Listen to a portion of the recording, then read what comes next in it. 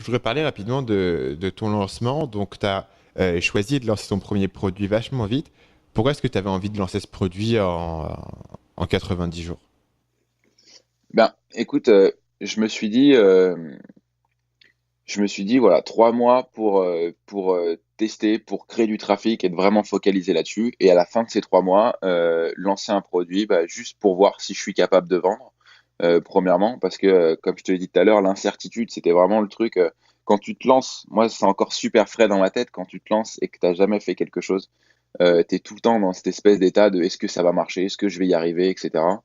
Et voilà, moi, vu que j'ai quitté mon emploi et que je suis à l'heure actuelle à Pôle emploi, il y a un truc où je me dis, voilà, est-ce que je suis capable de monétiser mon audience et est-ce que je suis capable finalement de vivre de mon activité. Donc, c'était important pour moi de me rassurer finalement en me disant, est-ce que je suis capable de créer un produit et de le vendre d'ici à 3 mois. Et puis, se fixer des objectifs qui sont un peu difficiles à atteindre, ça te permet de te retrousser les manches et d'aller un peu au charbon.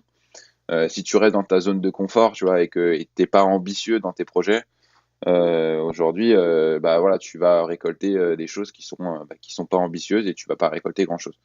Donc vraiment, pour moi, c'est un truc qui me guide énormément et qui me drive vraiment. C'est l'ambition et j'en ai encore parlé la semaine dernière avec des potes. L'ambition, c'est la clé de la réussite, quoi. Je pensais qu'il y a vraiment un argument à faire pour cette vieille idée de la ligne startup que t'as pas validé une idée tant que les gens n'ont pas payé pour ton idée, quoi. En particulier sur YouTube, et en particulier, j'imagine, pour une thématique comme la tienne, tu commences à gagner des vues, tu commences à gagner des abonnés. Tu peux vraiment te poser la question de savoir si ces gens-là, finalement, vont acheter, quoi. Est-ce que c'est juste des gens qui sont des curieux? Euh, D'où l'intérêt d'essayer au moins de lancer quelque chose rapidement, de voir les chiffres, de voir si tu arrives à convertir, de vraiment te confronter. Je pense que ça, les gens ont peur de se lancer, de lancer la première vidéo, etc.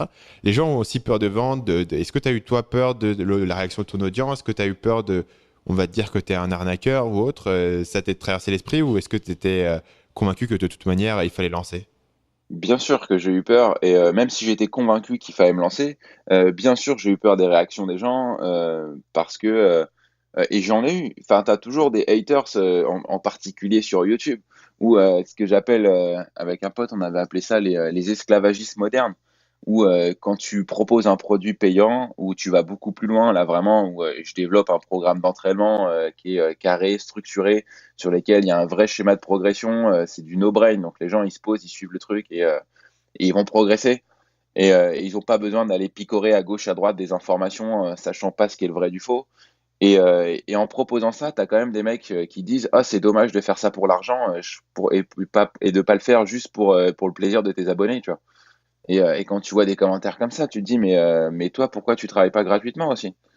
Et tu as toujours des gens qui sont là pour te le rappeler et pour te dire, «Bah, écoute, tu monétises, tu vends et c'est mal» et alors que c'est pas du tout le cas, tu apportes, déjà de la valeur en gratuit et tu en apportes 100 fois plus en payant et c'est normal de vendre des choses et aujourd'hui, tous ces gens-là, faut pas enfin, moi, ça m'a fait un peu bizarre au départ et aujourd'hui, vraiment, je suis convaincu que, bah, tous ceux qui te disent, voilà, faut pas vendre, c'est mal de vendre, de faire ça pour l'argent et cetera, c'est pas du tout le cas. Aujourd'hui, tu dois bien manger et quand tu vends un produit, tu le fais pour aider les gens, pas juste pour l'argent, quoi. Hmm.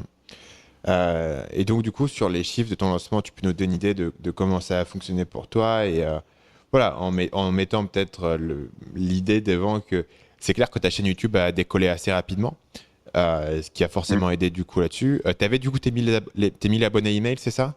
T'en étais à combien Ouais, environ? j'en étais à 950 quand j'ai, commencé le lancement et à la fin de mon lancement de 7 jours, je devais en être à, je sais pas, un peu plus de 1000. Et tu te souviens du taux de conversion que tu as eu sur cette liste-là? Ah ouais, ouais, je m'en rappelle. J'en ai converti, 9 personnes, sur, 900 personnes, donc ça fait, 1. Ouais. Et le prix de ton produit, c'était combien? J'ai vendu un produit à 100 euros. Donc je me suis dit, autant faire un truc, déjà, sympa, un vrai bon produit où il y avait beaucoup de choses et finalement, même en le vendant à 100 euros, je le vends aujourd'hui pas très cher, je pense, par rapport à ce que je fais. Donc c'était le prix de lancement, je pense que ça va évoluer dans le temps. Cool. Donc, du coup, j'ai fait mes 1000 premiers euros sur Internet au bout de 3 mois. Ce qui fait que d'un point de vue incertitude, c'est quand même vachement rassurant de se dire, voilà, même en faisant n'importe quoi et en faisant plein de bêtises à mon lancement, je peux t'en citer une. Au moment où j'ai annoncé que voilà, la formation était prête et que voilà, ils pouvaient l'acheter, je les balançais directement sur la page de paiement, tu vois. Je n'avais même pas fait de page de vente. En me disant, tu vois, exactement comme quand toi, tu t'es dit, bah, j'ai pas besoin de faire de miniatures, je vais optimiser mon temps. Moi, je me suis dit, bah, j'ai pas besoin de faire de page de vente, les gens me connaissent bien, j'ai une petite audience, j'ai pas besoin de faire de page de vente. Tu vois, il y a des trucs hallucinants que tu peux faire des fois, on te rend pas compte, quoi. Et ça, c'est un truc que tu as rectifié au courant de ton lancement, c'est ça? Ouais, ouais, ouais, clairement. C'est pas grave de faire des erreurs, tu vois. Ouais. L'essentiel, c'est juste, une fois que tu as foncé dans le mur, de pas y refoncer une deuxième fois dedans. Tu corriges vite, même si ta page de lancement, enfin ta page de vente est pas parfaite. J'ai fait une petite vidéo de vente, j'ai fait une page de vente assez imparfaite, mais c'est pas grave, ça a converti déjà beaucoup plus. Comment tu t'es aperçu que tu avais un problème là-dessus et qu'il te fallait une page de vente? Qu'est-ce qui a été Bah, bah, l'élément au bout de déclencheur? 2 jours, j'avais toujours pas de vente. Ok. Donc c'était assez radical. Et j'en ai eu une, et je me rappelle très bien encore, j'étais avec ma copine, il était 23h30, on était en train de bosser encore. Et on a eu la première vente alors que la page de vente n'était pas encore en ligne. Et c'était déjà 2 jours après, et j'étais en train de faire ma page de vente à ce moment-là. Et au moment où j'ai eu cette vente, j'ai dit, il y a quand même un mec qui me fait confiance suffisamment alors que j'ai pas fait de page, etc. Et je crois que ce soir-là, on a bossé jusqu'à 3h ou 3h30 du matin, tellement motivé. On s'est dit, vas-y, on y va, on y va, on y va, on y va, on le finit tout. Et on a fini la page de vente ce soir-là, je crois. Et ces 1000 euros, du coup, ils ont eu quel impact sur toi en termes de mentalité? Ah bah, moi dans ma tête, c'était même pas les 1 000 €, hein, c'était, la première vente, hein. Le jour où j'ai eu la première vente, je me suis dit: «Bah, c'est bon, si je peux en faire une, je peux en faire 3 000, quoi». Heu, les croyances limitantes, étaient explosées, quoi. Yes. Et du coup, ouais, c'est intéressant. Du coup, l'élément déclencheur, moi, il me semble aussi me souvenir de ça. C'est-à-dire, l'élément déclencheur, c'est vraiment le premier euro, quoi. Il y a vraiment un avant-après où tu te dis, il y a une vraie personne, un vrai être humain de chair et d'os qui s'est dit, j'ai rentré ma carte bleue dans ce truc, quoi. Ça semble, au départ, c'est vrai que ça semble assez fou. Et je me souviens j'avais envoyé un email à un blogueur que je suivais beaucoup à l'époque qui s'appelle Glenn Alsop de Viper Chill. Et je lui avais envoyé ça et il avait posté sur sa page Facebook l'email que je lui avais envoyé.